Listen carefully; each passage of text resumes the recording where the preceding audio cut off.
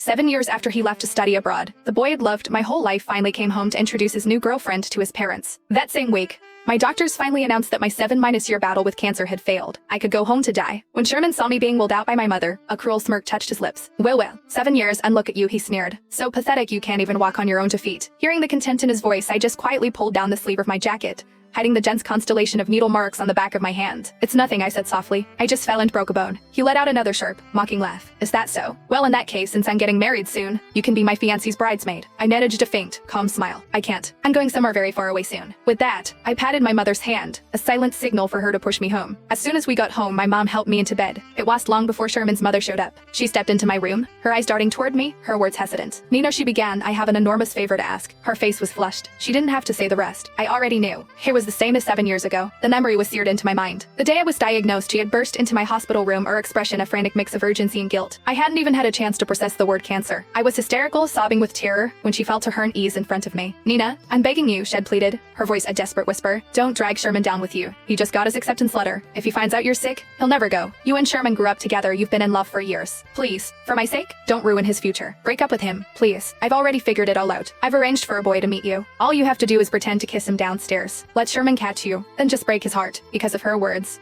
The first thing I did after my diagnosis wasn't schedule treatments or see a specialist. It was to stage a betrayal. To coldly, cruelly break Sherman's heart and force him out of the country. And now, just as I expected, her voice dropped to a conspiratorial guilt-laden whisper. Nina, don't blame me. I have no choice. Sherman's new girlfriend, they were classmates through his master's and PhD programs. They're a perfect match in every way. I can't let such a perfect marriage fall apart. You know how much Sherman has always cared for you. If he finds out the truth about what happened back then, I'm afraid he'll. So could you please just avoid him for a little while? I mean, you're dying, aren't you? It's not like you should be going out much anyway. The word dying hung in the air. My mother, who had been quietly organizing my medical supplies, slammed a package of adult diapers onto the bed in a flash of fury. Seeing the rage in her eyes, I quickly grabbed her arm. My touch a weak, placating gesture. Only then did I turn back to Sherman's mother, my voice steady. I can promise you I won't tell Sherman the truth about what happened 7 years ago, I said. But I can't promise I won't see him. I couldn't. For 7 brutal years, there wasn't a single moment I didn't think of him. When the chemo became unbearable, I would clutch the old photo of us, his arm slung around my shoulder, and somehow find the strength to endure. I went through dozens of surgeries. More than once, I was rushed to the ICU and I almost didn't wake up. It was my mother's voice that pulled me back. She would stand by my bedside, screaming until her voice was raw. Nina, don't you remember? You promised you would live.